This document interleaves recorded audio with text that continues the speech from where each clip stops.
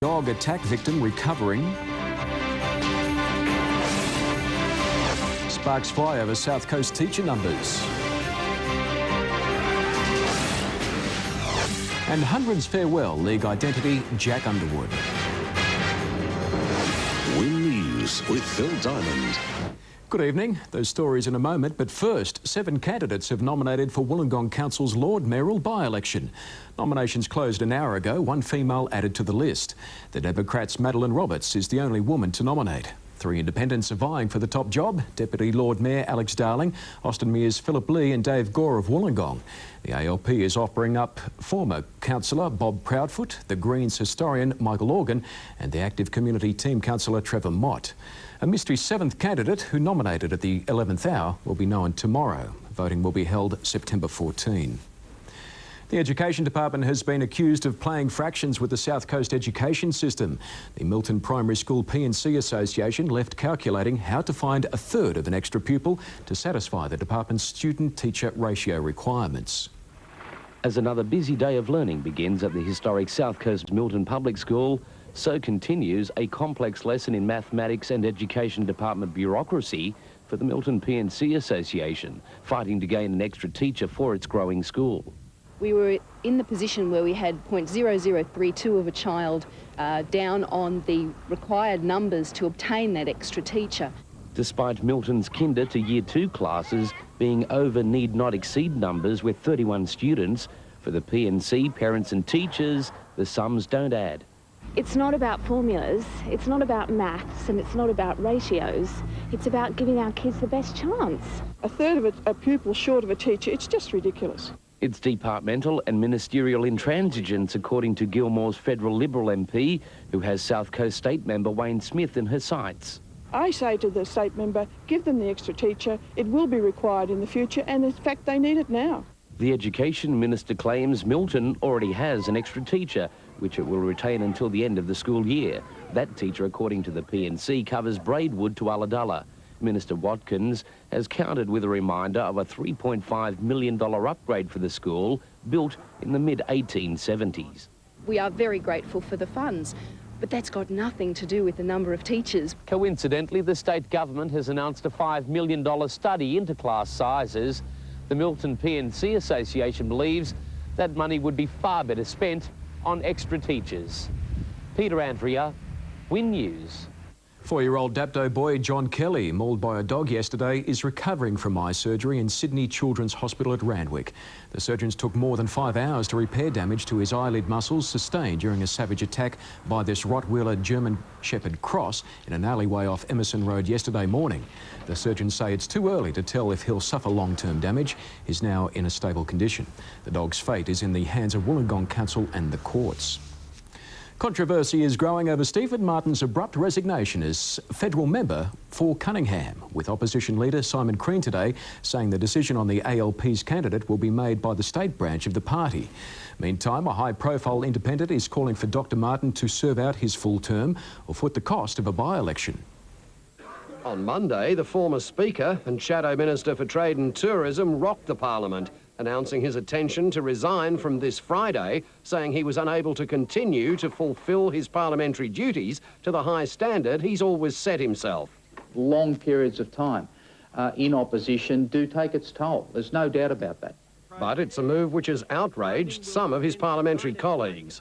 The public expects their elected representatives to serve a full term, and whatever Mr Crean says about it publicly, the fact is that he's allowed this to happen. Mr Martin can go and access his parliamentary pension, and it's going to cost the taxpayer about $350,000 for the by-election. In my book, he should pay for it. Others left wondering at an apparent double standard. Well, I was surprised that Stephen's taken the decision, and he didn't bother to ring me up to tell me why. No doubt he told Simon Crean, and he's apparently to be treated differently to the member in Tasmania who was told he couldn't leave. But leave Dr Martin will. Labor's federal executive approving the resignation yesterday. Meanwhile, the University of Wollongong has confirmed negotiations are in train for him to take up a senior post in the Graduate School of Business. Alan Clark, Win News. As the state government fast-tracks a plan to construct security fences at public schools, the region's schools await news of their share. The Teachers' Federation is keen to fence all schools battling crime problems. In February, the Education Department announced Warilla Primary, the scene of a vandal attack last year, would receive $105,000 for a range of work, including security fencing. In March, commitment 6 Illawarra schools would also receive security fencing to address fire, theft, vandalism and even assaults on students. Now other Illawarra, South Coast and Southern Highlands schools are awaiting news from Education Minister John Watkins. They'll receive similar security upgrades. We take our duty of care to kids very seriously, and if there are measures that can ensure the safety of kids and teachers in our school grounds, we think that they're measures worth supporting. The Teachers' Federation head in the Illawarra to gain support for the long-running campaign to reduce early primary class sizes. Every other state in Australia, with the exception of New South Wales, has either commenced reducing class sizes in the early years of education or has given commitments to do so. New South Wales is out of step. Class sizes do make a difference, and 20 is plenty. We will continue to persevere, and eventually it will be the parents that force the government through the ballot box to lower class sizes in New South Wales, and that's what we want, and we want Mr Carr to do it more sooner than later. Catherine Lord, Win News. Wollongong today bid farewell to one of its sporting legends, Jack Underwood, who passed away last Friday from cancer. Hundreds of family and friends paying their last respects to a man who gave so much to our community. Scores of well-known faces filtered through the congregation. Born John Thomas Underwood, his 81 years were never dull. His love and passion for sport making him a sporting icon in the region. A journalist and league commentator, his voice forever remembered in the Steelers' early days. Now, accolades to be thrown around. Well, the first one's going to go to the referee as an old ex-ref, and one that realises just what pressure has been on this man today. He was a wonderful guy. The big thing I liked about him, number one, his voice, and number two, he knew what he was talking about. He got me out of plenty of trouble, I'll give you the tip. Never be replaced, the legend, the icon, whatever. A dedicated World War II veteran, his larrikin character always at the forefront. It's the day that we do remember them. We had fun and games after midday, but that's another story. His lifelong friend, Reg Fitzpatrick, reading the eulogy, along with former Mercury colleague Peter Newell. I miss the touch of that vanished hand and the sound of that voice now still. Jean, Les, Barb and family, you have our sympathy today, but you also have our heartfelt thanks for allowing us to be a part of a truly great life. Jack Underwood, a thorough gentleman who served both his country and community with distinction, and a face that will be sadly missed but never forgotten. Colin Duffy, Win News. Coming up next on Win News, mobile phone security in the spotlight and a landmark day for Illawarra education.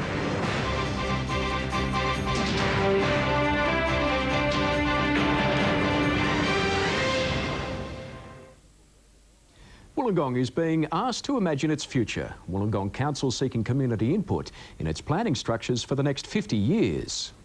What the future, some of these sort of visioning type projects try to look 50 years. It seems a bit unimaginable to think that far ahead, but it's worth actually trying.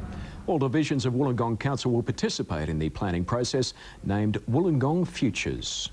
We're having a big launch on the 20th of September, and that's really important. We've got some important speakers coming and a bit of performance to try and celebrate this, and that particular evening is called Imagine Wollongong. Telstra has today launched world-leading anti-theft technology, preventing stolen phones from being used within its network. While it's being hailed as a major breakthrough, the phone giant isn't pointing out how the technology will stop mobile phones from being stolen. Each year, more than 100,000 phones are reported lost or stolen across the country. The phone companies incapable of tracking the stolen items. We see it as a growing social issue. There's 100,000 phones a year stolen. We see the issue, knock it on the head now, and we'll see that reduce over time. Today, launching new measures designed to prevent theft, Telstra claims to have found a breakthrough. The phone serial number will now be blocked, preventing the device from being used within the Telstra network. But that won't stop criminals from using the phone with another company, and CDMA customers have had the service all along. Well, our regional customers on the CDMA network are actually well in advance of our GSM customers. CDMA has actually had these security measures running since inception of the network, so it's well and truly covered. But despite the claims of improved security, many customers are now left wondering how this initiative will stop their phone from being stolen in the first place. Well, yeah, it's a good idea. I mean, I don't understand how it's going to work, but yeah, it's a good idea. The only advice from Telstra: always remember your mobile phone is like your wallet, so never put it down in a public place and never leave it in your car. Hamish McDonald, Win News. A quarter-century of education is being celebrated at Illawarra. A crowd gathering today to mark the Illawarra preschool's 25th birthday. We found that many of our kids who come to preschool are better equipped to handle the situations that they encounter at school. The event bringing out all the mandatory party items, past and present students savouring every minute.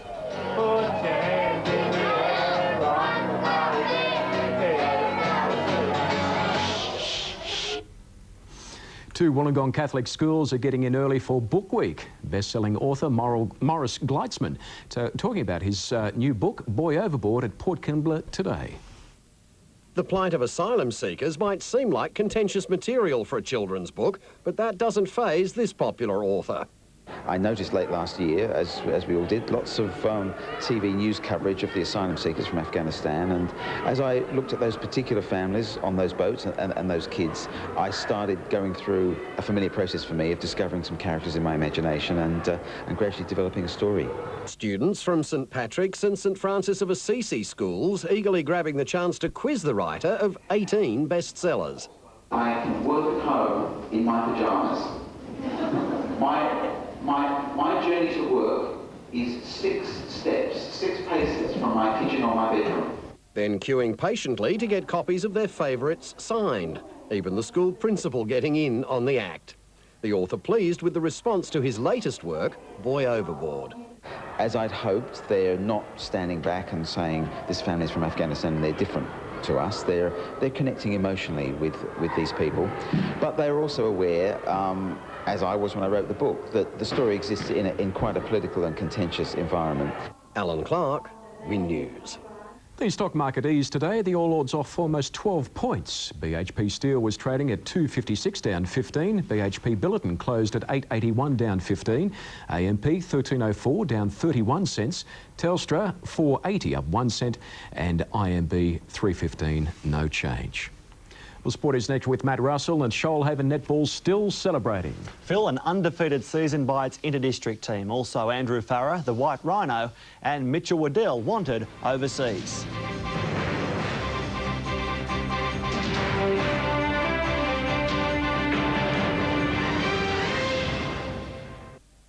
The Dragons players have rallied behind Andrew Farah. Captain Trent Barrett says management should blame he and his colleagues, not the coach, when it comes to post-season assessments. Speaking at a press conference today, Barrett went into bat for his coach, with club management set to review the entire football operation at season's end. We accept full responsibility of what's happened this year, and I don't think Andrew could have done any more than what he has. And I don't think he's to blame for why we're sitting where we are on the table. Barrett taking much of the blame himself. I wouldn't say I'm overly happy with my club form all season. It's been much like the teams. You know, I've been making a few too many errors. Club management has refused to guarantee Farah's future at the Dragons, despite having 1 year left to run on his contract. You judge on your results. I mean, that's what football's about. Whether you're a coach, administrator in a club, player, I mean, it's even down to the ball boys. The only way we can, you know, get people off his back and our backs by winning games. So it's not real complicated. We've just got to go out there and win. It's not all doom and gloom for the club, still with an outside chance of making the playoffs, starting with the Rabbitohs at Wynn Stadium on Sunday. And it's got to the stage now where if we don't perform this weekend and get a result, that you know, our season, you know, our chances of making the semis is not there. Always a good contest for many years, South St George, and it's on again this Sunday, and looking forward to the game. Brett Rodwell, Win News. All is not lost for Wollongong soccer product Scott Chipperfield. The former Wolves striker was set to transfer to English Premier League club Charlton Athletic before suffering a knee injury in his last game for Swiss First Division champion Basel. It's understood Chipperfield will still make the move to Athletic after his recuperation in 3 months. In Illawarra soccer, tonight's first Bampton Cup semi-final is between last year's runner-up Port Kembla and current league leader Kembla. Next week, Coniston plays Shell Harbour for the other final position. A bulging disc has stopped heavyweight Russell Townsend's boxing charge. Better known as the White Rhino, Townsend suffered the neck injury during training and is now receiving daily physiotherapy in a bid to avoid the operating table. Townsend has resumed some light training but isn't expected back in the ring until early next year. The White Rhino has had plenty to keep him busy, welcoming the arrival of baby son Oscar. The Illawarra Archery Club has dominated the South Coast Field Tournament, the host club finishing with 13 individual winners. Archers from around the state took aim at the popular two-day event, a record field of 84 archers from 13 clubs competing in 30 divisions. Boosting the standard was the inclusion of 5 Australian representatives, using the event as a warm-up to the World Field titles in Canberra later this year. Competition involved 2 rounds of 24 targets, the opening round at unmarked distances, the second between 5 to 60 metres. Illawarra archer Brian Politis won the Blue Ribbon Men's Division 1 event, hitting the highest score of the tournament with 706 points out of a possible 720. The Shoalhaven Archery Club also performed strongly, winning 8 events, the McCusker family leading the charge with Elizabeth, David and James all collecting gold medals.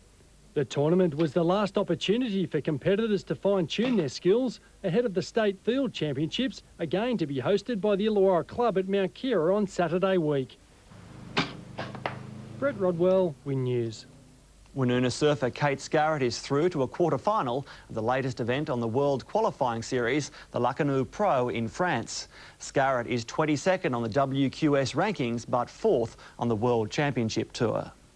The Shoalhaven Interdistrict Netball team is celebrating a result to remember, an undefeated season providing promotion to State League. The girls achieved their goal, beating Sutherland by 5. The Shoalhaven girls have made everyone else follow them this season. They led the competition from start to finish under respected coach Kate Gardner. Most of the girls that are in the team are a product of the Illawarra Academy of Sport Netball program, and I think that's had a lot to do with their success. Shoalhaven played Sutherland in the grand final, up by 11 at quarter time and 12 at the main break. That advantage dropped to 3 at one stage, Shoalhaven holding on by 5.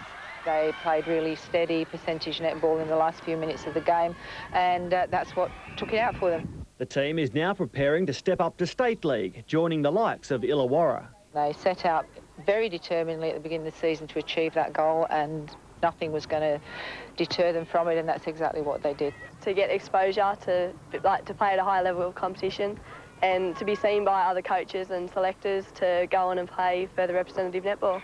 Many of the Shoalhaven girls played in the annual Illawarra Region of Council's Netball Challenge, winning this game with the Southern Highlands 29-3. Also in action, Illawarra, Kiama and 2 academy sides. The academy teams didn't drop a game, drawing their final 16-all. Behind them, Illawarra was next best. On the Illawarra club scene, Shell Harbour Indoor outscored Woonona Menzies 2-1 in every quarter of this A-grade clash, winning 67-30. Lisa Rousell and Tracy Every having 91 shots, Woonona creating only 58. The battle now is for second, with Berkeley to play Corrimal Cadets on Saturday, countback to be used in what could be a 3-way tie. Berkeley Eagle Mitchell Waddell is about to set flight, having landed a baseball scholarship with Walters State University in Tennessee. The promising pitcher attracted almost 20 offers from American colleges after touring Vancouver with the ACT Baseball Academy earlier this year. All 210 centimetres of Mitchell Waddell looks like a basketballer, but as the region's batters know, he makes a pretty good baseballer, unbeaten on the mound this season. Yeah, the pitching coach already told the basketball coach no. The 19-year-old's height and potential has attracted plenty of overseas interest. Walters State getting the nod because of its good record and major league links. Well, hopefully after the first year there or the second year, I'd like to draft professionally, play professional baseball, and just basically take my baseball career as far as I can. It won't be easy, training 4 hours each day with gym sessions on top of that and study in between. Then he has to crack the side. They have about 12 to 14 pitchers on the roster, so you sort of need a battle for a position, but it's the way it is. Waddell flies out next Wednesday, meaning he'll miss the Illawarra Grand Final series should Berkeley win Saturday's final. I'd like to be here, but as a lot of people have said, there's bigger fish to fry right now. And that's our sport, Bill. Thanks, Matt. After the break, we have the weather. Then Theatre South walks the steel streets. Your soul takes root there and grows into a wild, wretched plant where harpies make their nests, feeding constantly, causing unending pain. Well, you had a stormy feel throughout Wednesday morning, strong winds and dark clouds, but by afternoon, most chances of significant rain had passed. Onto the satellite photo. There's a trace of cloud about the south and central coasts, plus the snowies. There's a low off New Zealand moving northeast. That combined with the high south of the bight is producing those strong to gale force winds. Rainfall till 3 this afternoon. Gapo Island had 6 millimetres, Green Cape 3. Today's temperatures, Wollongong up to 15 degrees, a start of 10, down to 1 at Bowral, 11 there today, 14 for Ulladulla, a couple of 16s for Bateman's Bay and Maruya Heads to lead the area. Bega 14 today and Merimbula likewise 14 degrees. For the Illawarra and Highlands, early frost inland, possible coastal showers, otherwise dry and cool with cloudy periods. Moderate to fresh southerly winds. And looking ahead, dry and cool Friday, Saturday, showers for Sunday. And further south, possible coastal showers, otherwise dry, frost inland, chilly with cloudy periods and moderate to fresh winds. And on the waters, there are gale to strong wind warnings. Seas 3 to 4 metres on a 2 to 3 metre swell. Tomorrow's tide, a high at 7 minutes past 2. A low follows at about 7:15. Wollongong up to 16 tomorrow. Bowral 12, 15 for Nowra, Bateman's Bay 16 and Bega 1 to 16 degrees.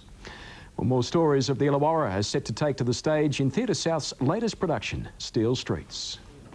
Danny's Inferno is local playwright P.P. Cranny's look at an ex-steelworker's midlife crisis. All night my marriage is washed up, my career's down the gurgler. Father died last month. It's one of the 2 one-act plays which make up Still Streets, the second offering a new work by Wendy Richardson. It's nice to work on a local production, local actors, local writers. We want to try and keep Theatre South alive and vibrant and speaking to the community. The young director combining the talents of actor Andrew James and Theatre South's artistic coordinator in Cranny's first major work for the company. I've got a free will, haven't I? Technically, but look, if you're starting to doubt your satisfaction, just think back to the reasons why you wanted to kill yourself in the first place. Can you just get out of here? And while A Tale of Crisis might sound black, Danny's Inferno has a simple message. I think it's hope. I think it's about the fact that in the darkest moments of our lives, there's always something that we can hopefully hold on to and find a new way forward. Still Streets premieres tomorrow night and plays at Coniston's Bridge Theatre until August 25. Veronica Lipte, Win News. And that is the news for August 14. I'm Phil Diamond. Good night. This has been a Win News presentation from Australia's largest regional television network.